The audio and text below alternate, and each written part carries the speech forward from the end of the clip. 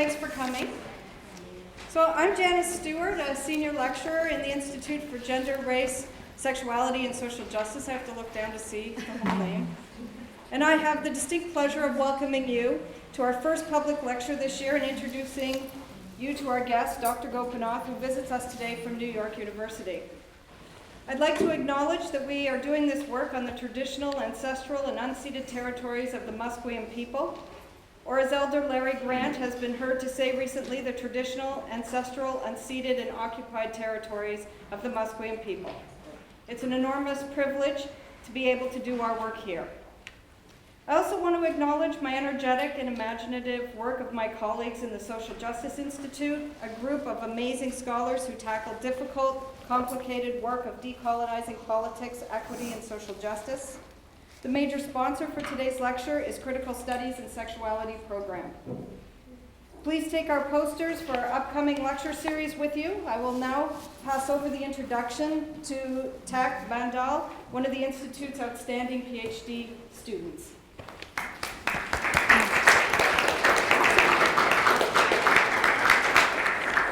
Thanks everyone for coming. So I'll just reintroduce myself. My name is Tak Vandal. I'm a PhD student at the GRSJ, and I'm also the graduate assistant helping to promote the GRSJ lecture series. So just before I go on to introduce Dr. Gopinath, I just want to make a plug for our social media campaigns. We have a Facebook page called Social Justice Institute UBC Events, which you can follow to keep you up to date, as well as a Twitter at GRSJ Institute. So feel free to share those to your networks for sure.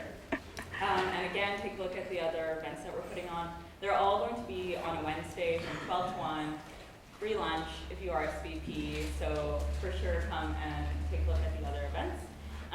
So today, for our first lecture this year, we're so excited to have Dr. Gayatri Gopinath visiting from New York University. She's an associate professor and director of the Asian Pacific American Studies program in the Department of Social and Cultural Analysis there. Some frameworks that she draws on in her academic work include queer, post-colonial, and feminist theories. And she's actually completing a new project tentatively titled Promiscuous Intimacies, the Aesthetic Practices of Queer Diaspora, on queer visuality and its reframing of time and space. So during this lecture, she'll be guiding us further into this idea of aesthetic practice. So without further delay, please help me welcome Dr. Gayatri Gopinath.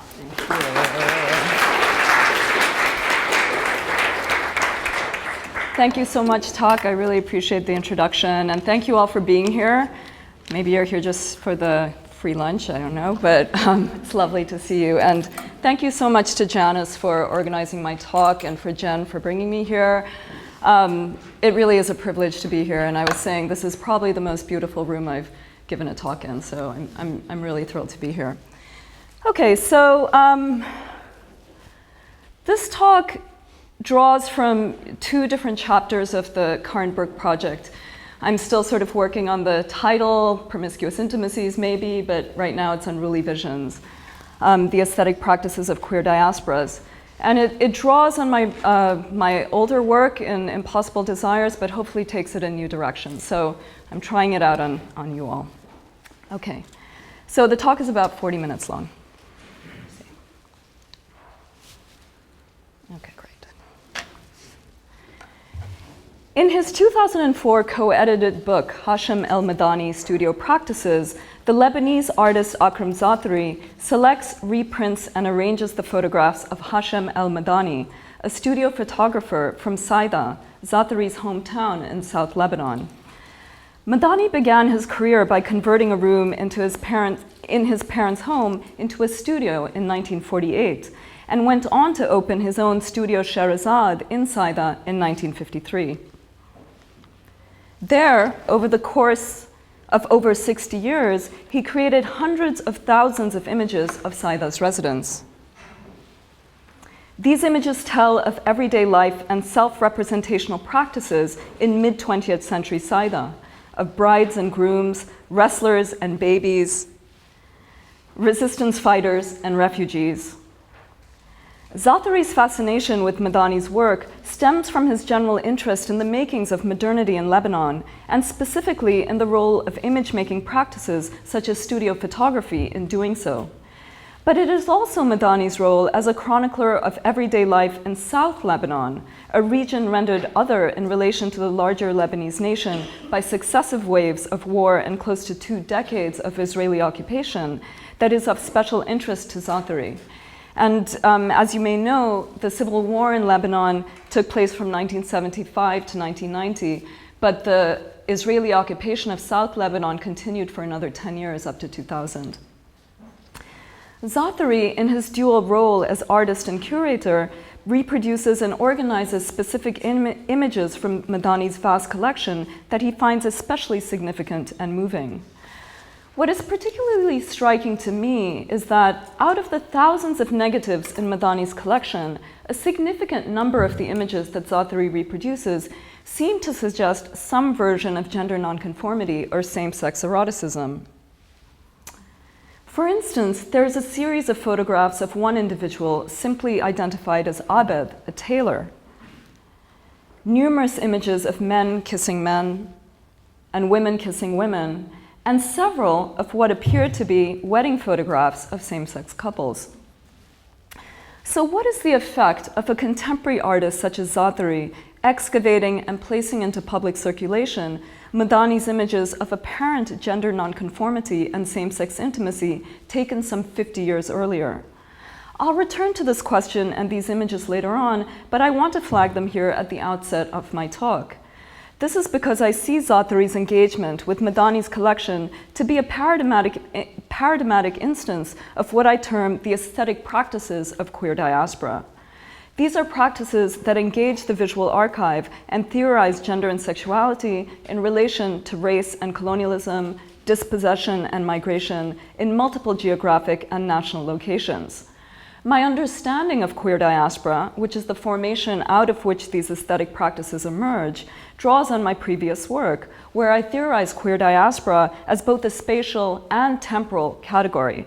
Spatial in that it challenges the heteronormative underpinnings of conventional articulations of diaspora and nation, and temporal in that it reorients the traditionally backward glance of conventional articulations of diaspora, which are predicated on a desire for a return to lost origins.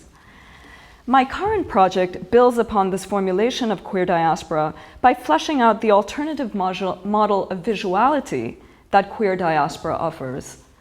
The aesthetic practices of queer diaspora, I suggest, disrupt the visual techniques of colonial modernity that have been so central to the production, containment, and disciplining of sexual, racial, and gendered subjects. These aesthetic practices work within the visual field in order to point to that which the visual field cannot accommodate. As such, they gesture to realms outside and beyond the visual. They suggest instead the sensorial and the affective as alternative modes and conduits for apprehending the intertwined nature of seemingly disparate historical formations. They allow us to see, and indeed to sense, the intimacies of these histories and their contemporary instantiations. I stress that these are aesthetic practices, not just aesthetic forms, because they do things in the world.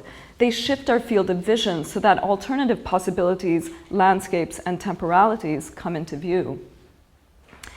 In today's talk, I want to give you a sense of the kinds of work that I claim the aesthetic practices of queer diaspora do, particularly in relation to questions of history and memory.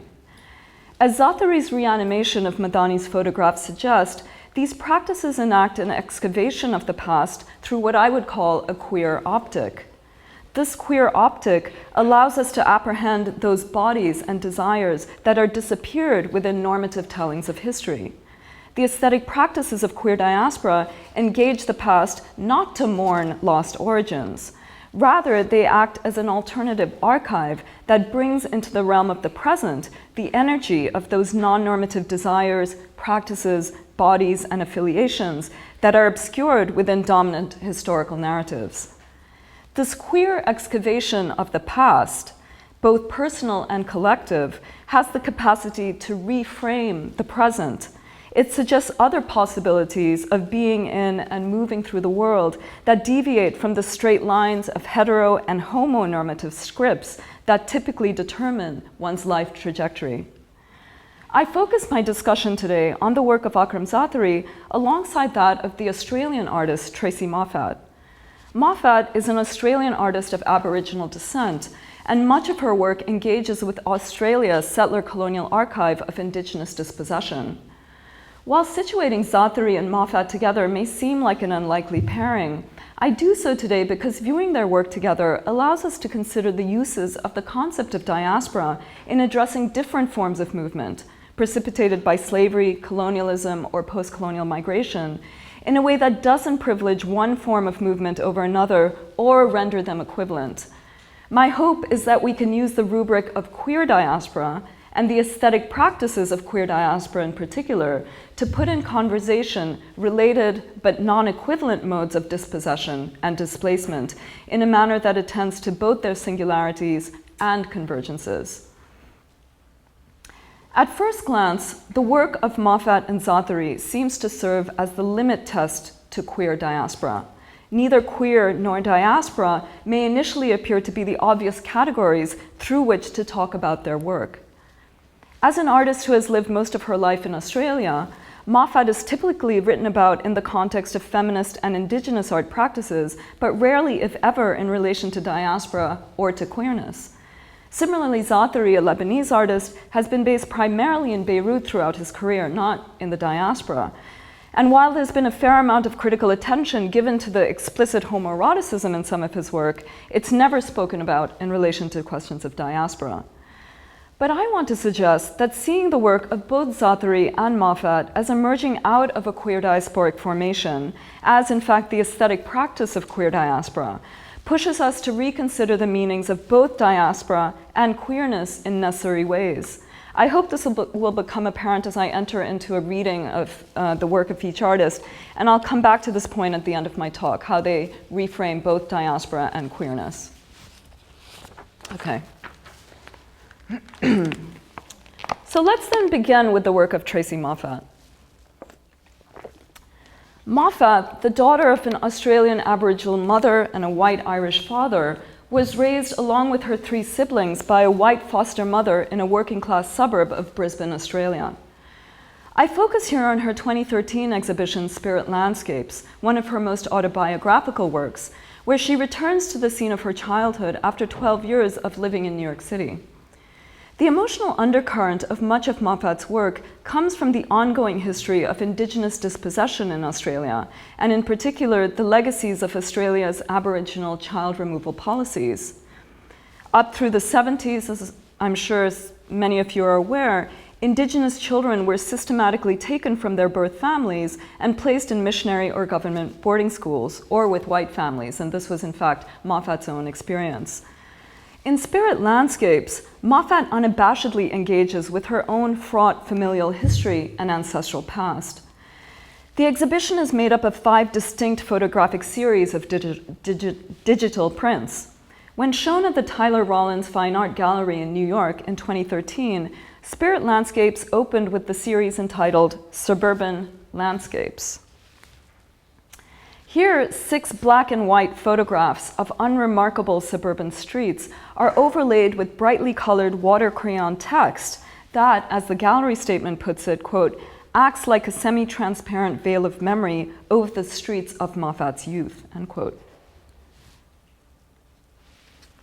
The stencil phrases, bullied here, stole a Mars bar, tossed flower petals, crossed the creek, are rendered in capital letters that stretch to cover the entire surface of the print.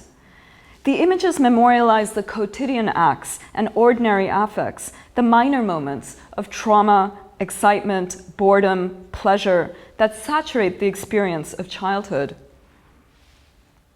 In interviews, Moffatt has spoken of the Brisbane of her childhood and adolescence as, quote, a holiday paradise, the heat, the joy, but also the terrible mood of fear and racism, end quote. Moffatt's ambivalent relation to the space of home, the heat and the racism and the redneck attitudes, as she puts it, is evident in the disjuncture between the meaning of the text itself and the images of apparently innocuous suburban streets overlaid with cheery crayon colors.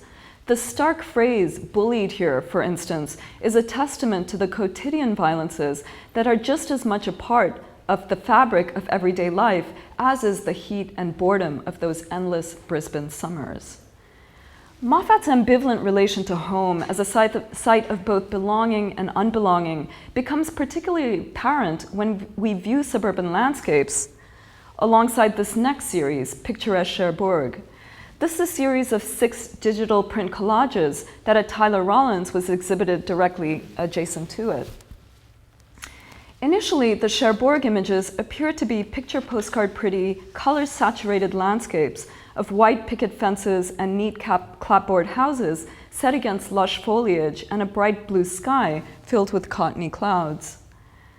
A closer look, however, reveals the photographs to in fact be comprised of fragments, torn apart and then imperfectly sutured together to make apparent the breaks, shards, and ruptures in this vision of the picturesque. Cherbourg itself is a so-called Aboriginal settlement founded in the late 19th century through the forced removal of disparate indigenous communities from all over Queensland, Northern Australia. Moffatt's own family members were relocated to Cherbourg in the 1920s, and their descendants continue to reside there. Indeed, Moffatt has said that she regards Cherbourg as her so-called spiritual home. In order to appreciate the full import of Moffatt's images, it's helpful to consider the specific meaning of the picturesque in relation to Australia. As an aesthetic ideal, the picturesque took shape in late 18th century Britain as landscape painters created so-called picturesque images that turned unfamiliar landscapes into those that were at once unthreatening, safe, and accessible.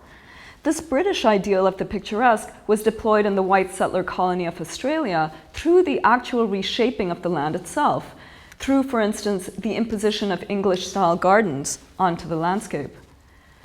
The production of the picturesque in Australia was a key aesthetic strategy through which white settlers rendered an unfamiliar and threatening landscape into one that was both knowable and familiar. It enabled them to imagine an organic tie to the land, naturalizing indigenous dispossession and laying claim to indigenous lands. It's precisely the picturesque as a spatial practice of white settler colonial domination that Moffatt's Picturesque Cherbourg both references and dismantles. The apparent picturesqueness of Cherbourg obscures its history as a key site of containment, segregation, and regulation of indigenous peoples. Various historians and first-person accounts have detailed the intense forms of sensorial and bodily regimes that governed every aspect of the lives of so-called indigenous inmates in Cherbourg. Indeed, inmates needed permission from settlement authorities to enter or leave Cherbourg until well into the 1970s. These forms of discipline and regulation were spatialized in the built environment of Cherbourg itself, which was split into 2 distinct areas: the so-called camp domain, where the majority of Aboriginal inmates lived, and the so-called administrative domain, reserved for white supervisors, along with a number of favored Indigenous inmates. These inmates lived in small timber cottages that they built themselves and that were meant to foster a white European heteropatriarchal domestic ideal. In light of this history, Moffatt's seemingly innocuous, even banal images of flowers and sky, tidy houses, and white picket fences take on an entirely different, far more chilling valence. This is the built environment of settler colonial power, where the houses and fences, lawns and gardens are not simply the markers of suburban domesticity. Rather, they keep certain bodies out and others in.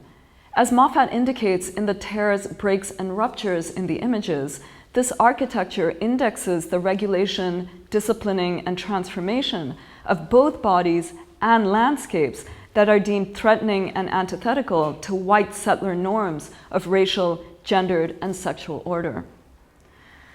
So what does it mean for Moffatt to claim this space, one that attests to the ongoing violence of the settler colonial project, as her spiritual home?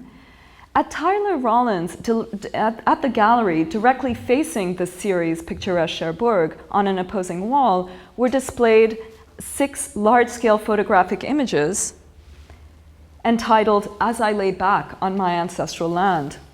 Each image is shot through a differently colored monochromatic filter as Moffatt lies on the earth and points her camera upward, capturing trees and sky. The outlines of nude female figures are faintly discernible among the clouds and tree branches. I would argue that Moffatt's claiming of her ancestral land, as she puts it, is not a repossession in the sense of ownership, control, and mastery that characterizes a settler-colonial relation to land. Rather, what emerges are landscape photographs that reject the generic conventions of landscape photography. In Moffatt's images, the earth itself is sensed and felt rather than seen, manipulated, or controlled. And I think it's significant that she's lying down and pointing the camera upward, so we actually don't see the land here. As such, these images dare to envision other relations to land and place that are not beholden to a white settler logic. Moffatt's claiming of ancestral land in both of these series is not a simple return to origins. Rather, it is a hard-won, complicated negotiation of various home spaces. All of these spaces are simultaneously that of comfort and intense discomfort. They are multiply displaced, rent, and dislocated. Her sense of being indigenous to the land, as this land being hers, is in fact routed in and through diaspora and the myriad dislocations and historical violences that Cherbourg, or even the innocuous suburban streets of Brisbane, represent. In other words, her deeply felt attachment to a rooted sense of land is forged out of a history of displacement, migration, and diaspora. Thus, dwelling and mobility, staying and leaving, indigeneity and diaspora come together in her work. Her work demands that we see these concepts not as discrete, but rather as mutually dependent, as routed in and through each other. Moffatt's final series in Spirit Landscapes is this one, entitled Night Spirits, a series of 8 triptychs. The images of the Queensland outback, of desert landscape, a lone house, a telephone pole along a road, a river, are repeated and displayed in different permutations and through different monochrome filters of red, blue, green, or yellow. What emerges are eerie nightscapes seemingly devoid of living beings and populated solely by ghostly, indeterminate, misty white shapes or shadows. The gallery statement conveys Moffatt's description of the process by which she created these images. Quote, Moffatt drove alone at night along isolated roads in outback Queensland. She would stop the car and slowly and deliberately set up the camera, while the small hairs rose on the back of her neck and a tingle of fear sharpened her senses. End quote. Moffatt here turns to the sensorial as a way to capture and render visible the specters of past violences. These apparently empty, deserted landscapes are in fact teeming with the bodies of the dispossessed that can only be sensed and felt in and through the body, Moffatt's body, and by extension, the body of the viewer. So when these images were exhibited at the gallery, they were actually set apart from the main gallery space in a room that was almost completely pitch black. And the setting, I think, was meant to evoke, or at least resonate with Moffatt's own experience of trepidation and apprehension, right, that she felt when she was producing these images. So you as a viewer were meant to sort of have that similar sensibility. Moffatt's work thus responds to the imperial legacy of spectralizing indigeneity, not only by conjuring forth the ghosts that colonial violence produces. She also insists on their materiality as they act on, touch, and interact with bodies and landscapes in the present. So this is what I meant earlier on when I said that the aesthetic practices of queer diaspora move beyond the visual into the realm of the affective and the sensorial in order to, in fact, point to the limits of the visual. Okay. So switching gears a little bit, let's return to the work of Akram Zaatari. So, like Moffatt, Zaatari's attention to the mundane and the everyday brings to the fore those shadow histories, practices, subjectivities, and desires that are occluded in what Anne Stoller terms, quote, the high gloss print of history writ large, end quote. Crucially, queerness becomes the conduit through which to access the shadow spaces of the past and bring them into the present frame. To be clear, I'm not suggesting that Zaatari is involved in a project of mere queer recuperation, simply excavating images of queers from the historical record. Rather, I contend that Zaatari transforms Madani's collection into a queer archive through his own affective and erotic attachment to the photographs. In other words, the queerness of the archive rests in the fact that it acts as a record and performance of queer affects between the subjects in the photographs and Zaatari himself. Zaatari's affective and erotic attachments to the photographs is apparent both in his choice of which photographs to reproduce from Madani's collection and how he chooses to order and arrange them. This is particularly clear in the many images of Palestinian resistance fighters from the 60s and 70s that Zaatari reproduces from Madani's collection. Zaatari has commented in interviews that during his childhood, these resistance fighters were the erotic objects of his youthful gaze. In Hashim al-Madani's studio practices, these images of Palestinian militants, the desired objects of Zaatari's youth, are preceded by an image of this bare-chested young man and a series of images of a flexing bodybuilder named Rishi, who clearly liked to have his photo taken. Zaatari thereby makes evident the erotic attachment that he has, right, as a viewer, to all of these images. Indeed, he deploys what I term a trans-temporal queer gaze that brings into the present the homoerotically charged figure of the resistance fighter from the past. Zaatari's desire for a particular iteration of hyperbolic masculinity has the effect of queering a specific history of anti-colonial nationalist struggle. His excavation and reanimation of Madani's photographs call into the present the submerged histories of homoerotic desire and queer relationality that cannot be neatly contained within standard developmentalist narratives of nationalist struggle. Such triumphalist narratives are typically predicated on patriarchal and heteronormative tropes that allow no room for the unruly forms of love, relationality, and desire, nor for the more disturbing and confusing stories of defeat, uncertainty, and failure that inevitably shadow them. Indeed, Zaatari's evocation of the resistance fighter is not a naive romanticization of earlier liberation movements. He's not simply reframing this figure of militant masculinity through a queer lens, nor is he simply revalorizing or celebrating this figure as the genesis of his own queer subjectivity in the present.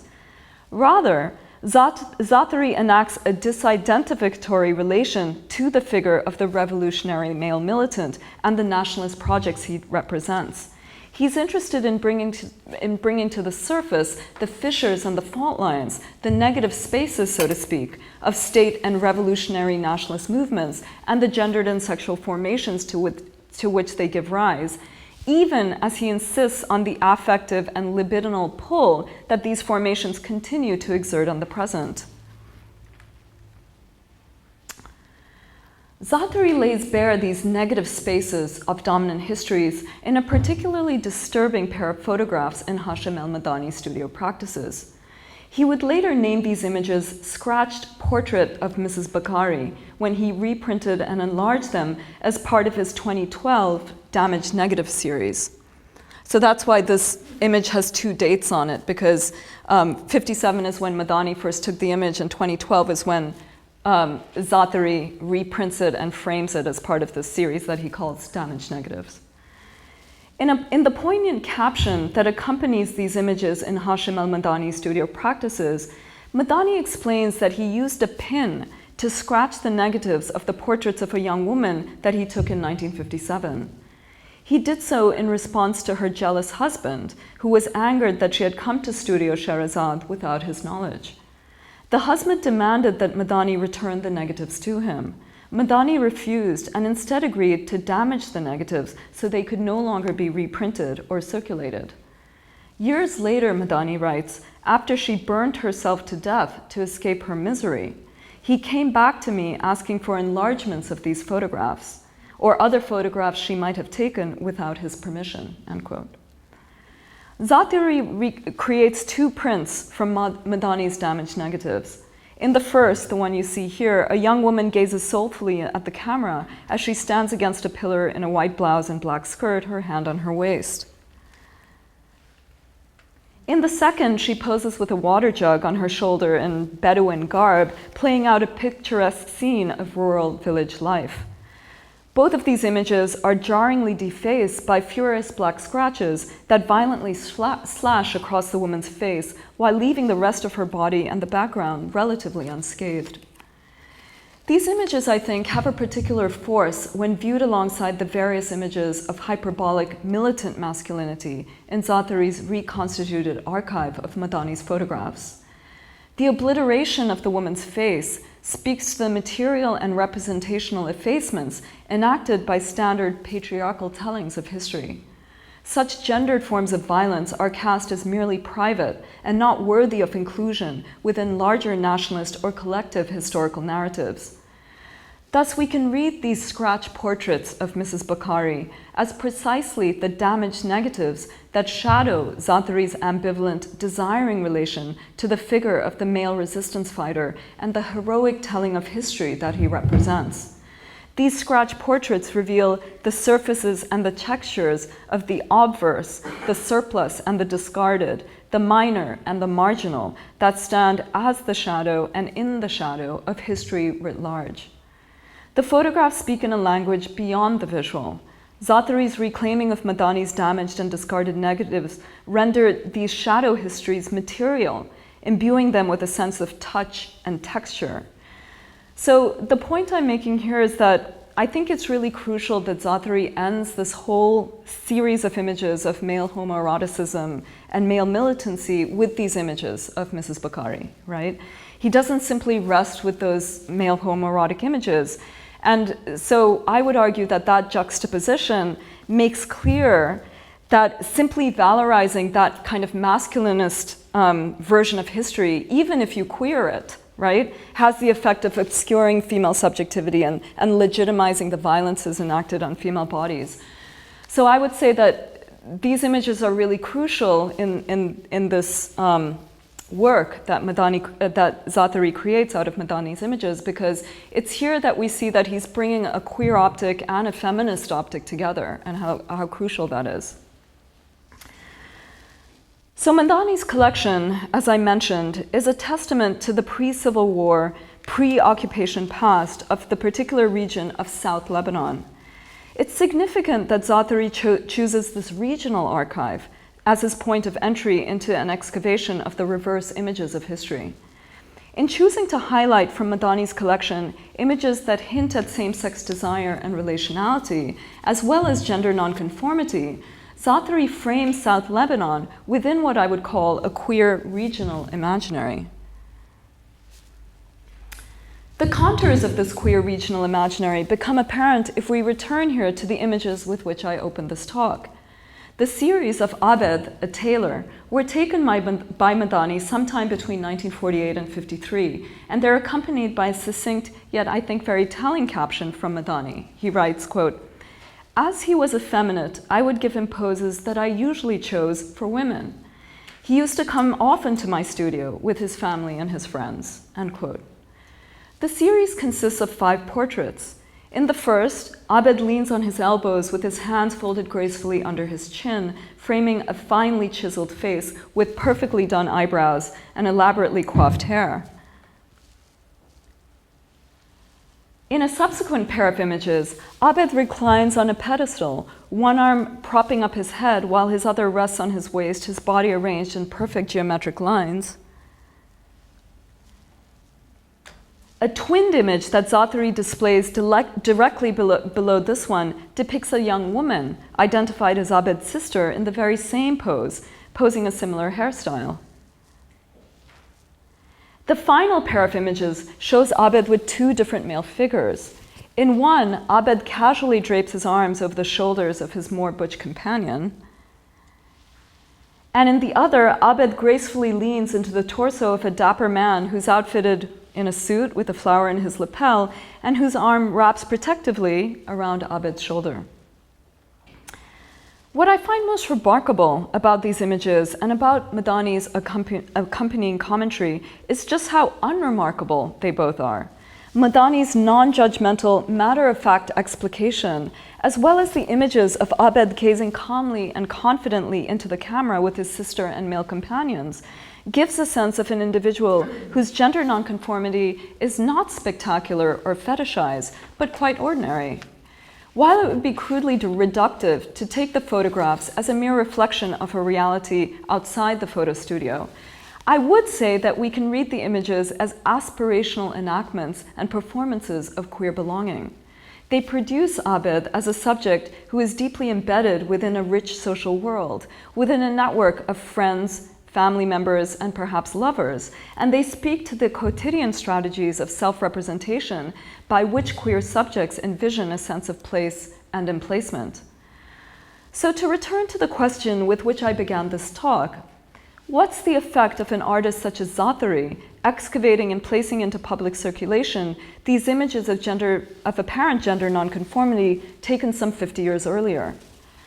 I'd argue that Zaatari's resuscitation of Madani's images insist on the centrality of the memory of alternative modes of desire and embodiment, kinship and affiliation to the project of imagining a different present.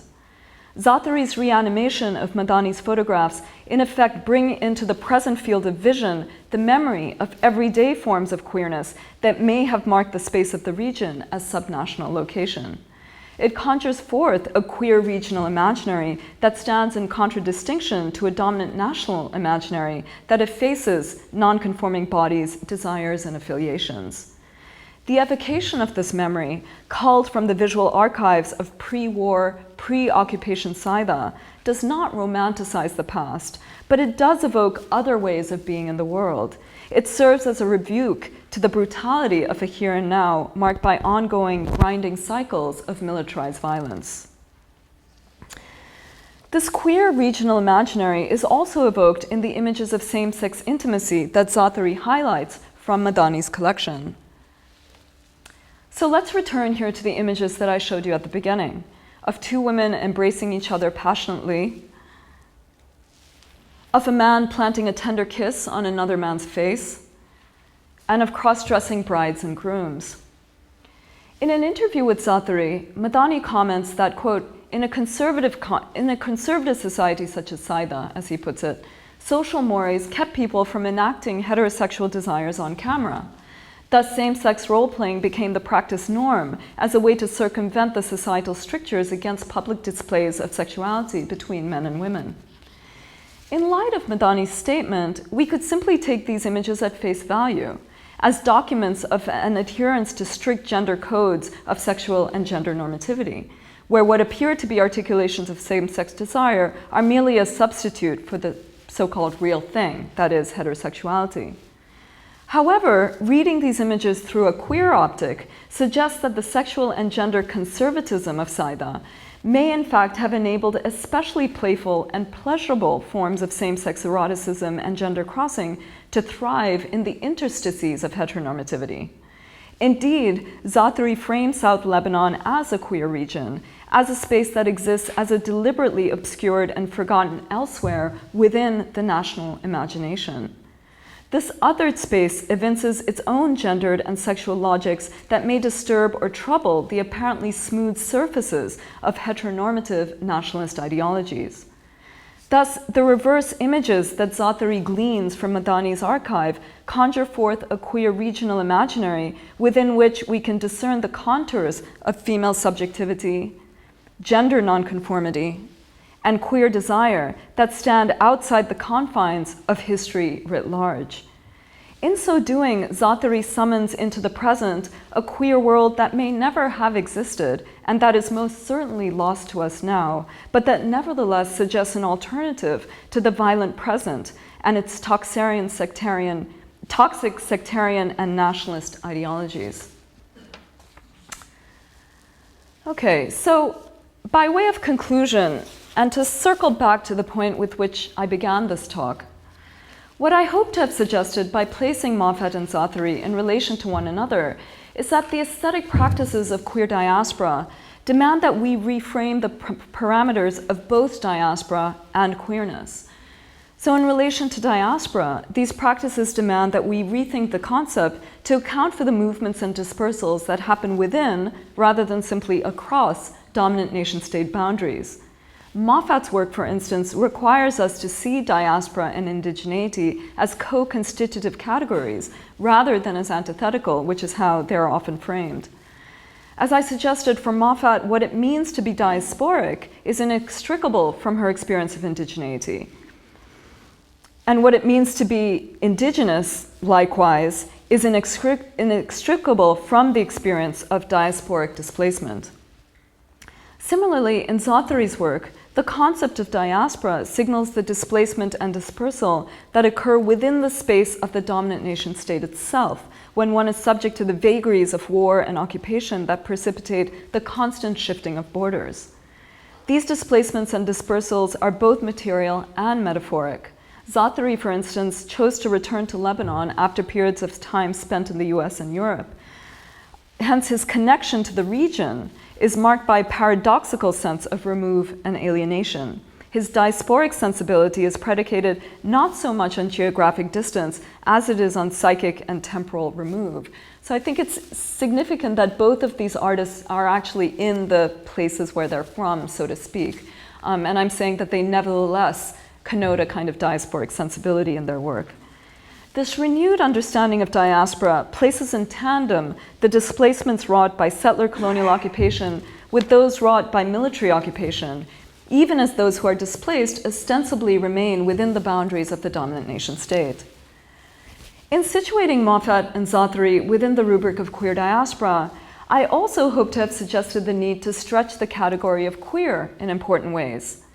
In the work of both artists, queerness functions as an optic through which to engage past histories and be attuned to the way these histories continue to imprint the present.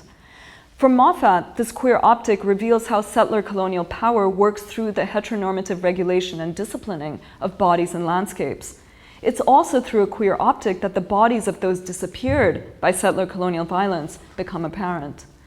For Zaatari, a queer optic reanimates non-normative desires, practices, embodiments, and affiliations that can be gleaned from the past. His work brings them into the present in order to envision other possibilities of social life. Thus, the queerness of the work of both artists derives from multiple sources. First, the work itself, I'm arguing, produces a certain way of seeing that I call queer. This alternative vision brings to the fore the unruly embodiments and desires that are obscured by dominant historical narratives. It also makes apparent the intimacies and afterlives of apparently discrete historical processes. Second, the queerness of the work derives from a specific spectatorial dynamic between the artist and the historical archive. For instance, it is Zaatari's own libidinal investment, as one critic puts it, in Madani's images that brings their queer valences to the fore. And finally, the queerness of the work is predicated on the particular investments of each of us as viewers. We each come to the work with our own situated spectatorial gaze. In my own case, I'm consciously doing a kind of, I would call it a queer curatorial work, by placing these artists together under the rubric of queer diaspora.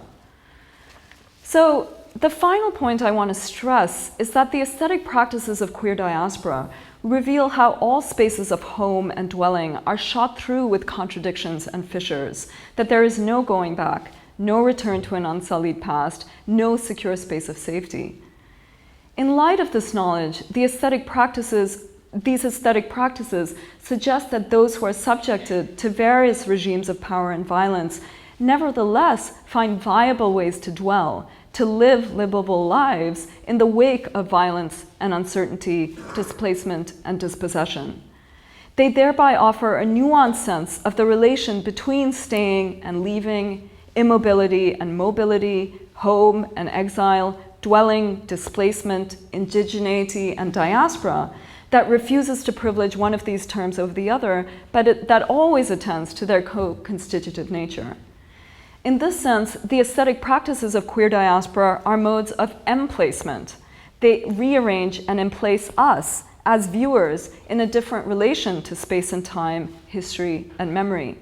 They bring into the realm of the present those traces of the past that provide the occasion for a different sense, perhaps, of possibility and horizon. Thank you.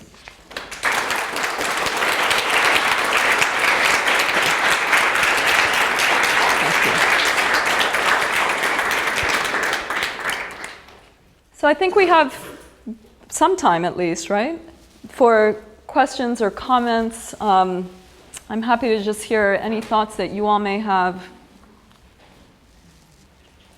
As I said, this is sort of a mashup of two different parts of this project, so I'm hoping that it's coherent. Yes?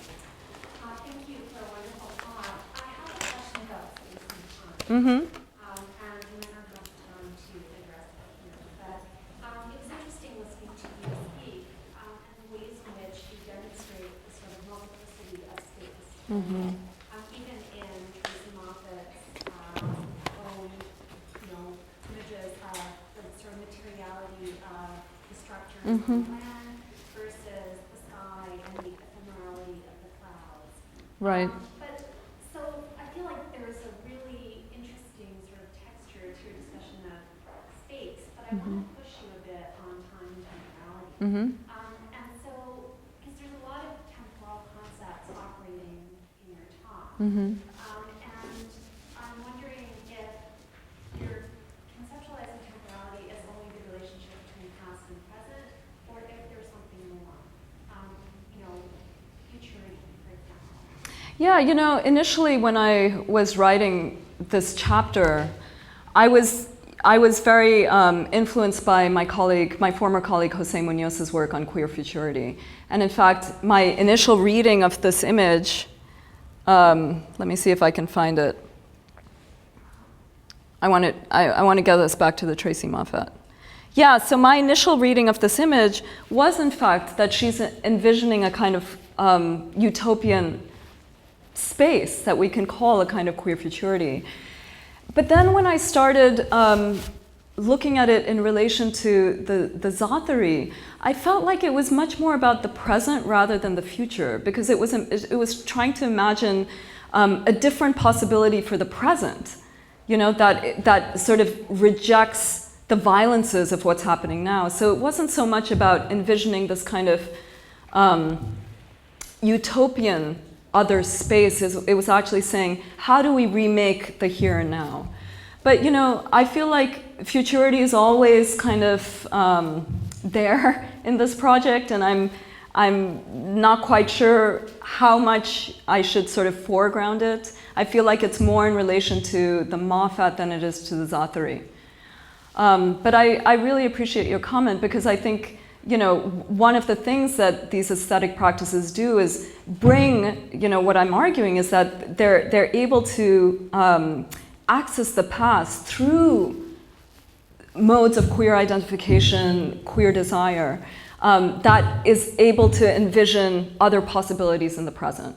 So I kind of want to hold on to the present rather than thinking of it as a kind of queer utopic evocation, even though I think this image, for instance, really lends itself to that. But thank you, yeah. Any other thoughts or comments? Yeah, please. A lot of the work is about describing a space as it is and describing the emotions of the artist and, I guess, of the viewer regarding that space. And a lot of those emotions, well, as you said, ambivalence. And they have a lot of ambivalence toward these spaces. Right. Telling. How do you feel about that also being a message about spaces and comfort being a person's creation and like a decision more than simply a finding in a space and time? Can you say more about that? Within describing the night spirits, Right. or for example, describing the tailor and the comfort within that family, my impression was that they were talking about acknowledging the frustration and pain and the complicated past that comes comes with those images in that situation. Mm-hmm. But at the same time, creating a space for them where those feelings are acknowledged and respected because, well, they are projecting them forward. So the notion of not just that, yes, queer people existed in the past and all of those stories and feminist stories, even though they got bulldozed over by history, they still exist. Mm-hmm. Beyond that, the fact that they exist means that you exist, that Mm-hmm. you can exist within the space and make that space for yourself, Mm-hmm. even if it is ignored. Yeah, I mean, I think that gets us my own ambivalence in some ways in relating to these images, because when I first saw these, particularly the Abed images, I thought, this is a queer figure, this is a queer person that existed in the past. Madani himself said as he was effeminate, so in some ways, one can take it as evidence of a kind of queer person existing in the past. But the closer I got to these images, the more I felt like you actually don't know, right? Like there is no way that these images, I think we have to push against the kind of truth effect that photography seems to create for us, where we think there's a transparent relation that we can get to the past. And so what I think, so I think Zaatari, there's all these different levels, my own investment in these images, then Zaatari's investment in these images, right? And so what I think is interesting, and the only thing we can really be sure about is what Zaatari, as an artist, why Zaatari finds these images compelling. So literally there were hundreds and thousands of images, of negatives in Madani's collection. And Zaatari, as a queer Lebanese artist, drew these out of it. So what I wanted to think about, and that this is a larger project, is, why are these images compelling to him? What work do they do in the present? So we cannot access who this person was, what his reality was, even his own understanding of his own gender embodiment. We really don't know that.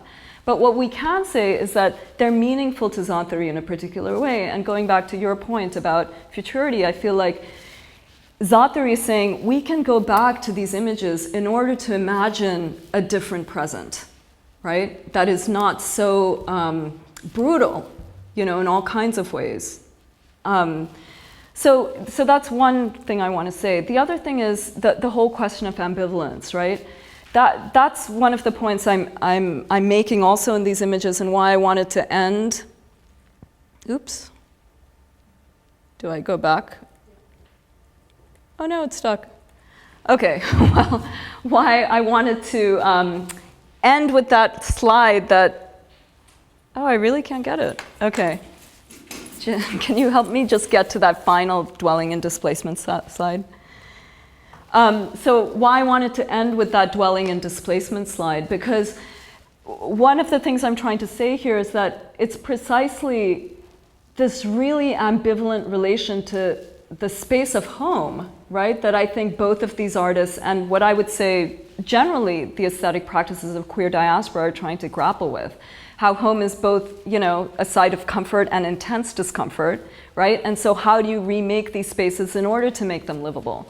And so this is what I think Moffatt is doing in Spirit Landscapes, is it's really a meditation on her own very troubled relation to the space of home, and how it's one that is completely fraught and fractured through all these histories of displacements and dispossessions, and that nevertheless within that she finds some, as I said, some viable means of dwelling within it, and actually perhaps even gaining pleasure and power from it, right? But so this is what I think that these practices do. They enable us to rethink our relation to these really fraught spaces and our own sort of both collective and personal histories, right? Yeah, please. Thank you for a fantastic talk. Thank you. I'm struck by vocabulary in terms of both one of dispossession and one of displacement. Yeah. And also to go back to the language of dwelling and mobility. Yeah. So trying to get us to think about in terms of diaspora, in terms of mobility. Yeah. And also settler colonialism in terms of dwelling. Yes. So I'm hearing the tension, or rather not the tension, the vocabulary that these fields Yes. Creating tension, then you're trying to get us to think through. Precisely. And actually trying to uncouple them and untangle and then always render them not only home within the fields that's what I'm hearing. And so then hearing you, particularly I'm looking at dwelling in displacement and hearing you do that work in this articulation when you're speaking, almost then turn to dispossession and displacement as different things, and also the same thing. I'm hearing that. So, but they have different histories. Absolutely. So how do we not empty out the histories of displacement as the histories of dispossession? Yes. At the same time, that you're also getting us to think about dispossession in its multiple different kinds of iterations. So this is something, if you can help us maybe. I mean, I feel like you kind of read my mind there, because that's exactly what I'm trying to do. In the Moffatt comes out of a larger chapter that I call Diaspora, Indigeneity, Queer Critique, where I'm actually doing precisely that work of trying to think about how discourses of diaspora and those of indigeneity seem to be at odds and have been structured as sort of opposing, having imposing investments actually as fields. And so the whole project, what I was trying to get at, and you picked it up so beautifully, thank you, in the Moffatt is to say, you know, what are the forms of dwelling that inhere in displacement, right, and dispossession, and similarly, what are the modes of displacement that inhere in indigeneity, right? And so I was trying to sort of complicate a binary relation between diaspora and indigeneity.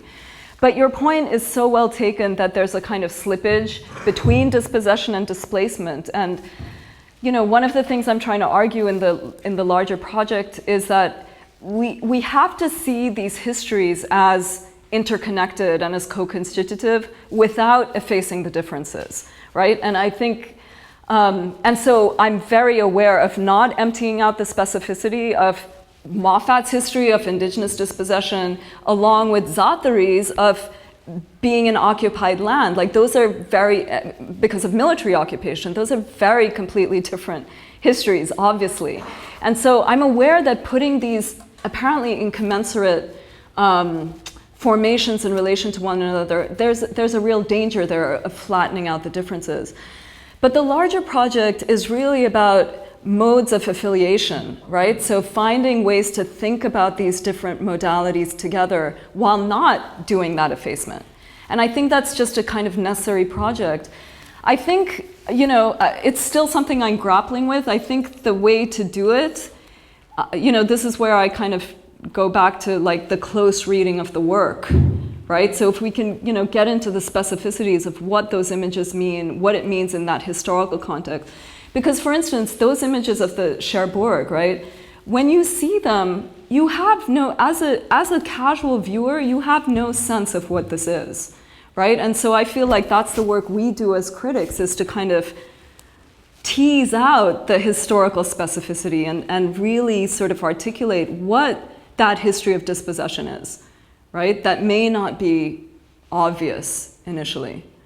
But you know, you're getting at sort of the larger project that I'm grappling with. Thank you. How are we doing? Well, I think that's okay. lovely, and I join me in thanking Dr. Gopinath. Thank you. Thank you so much.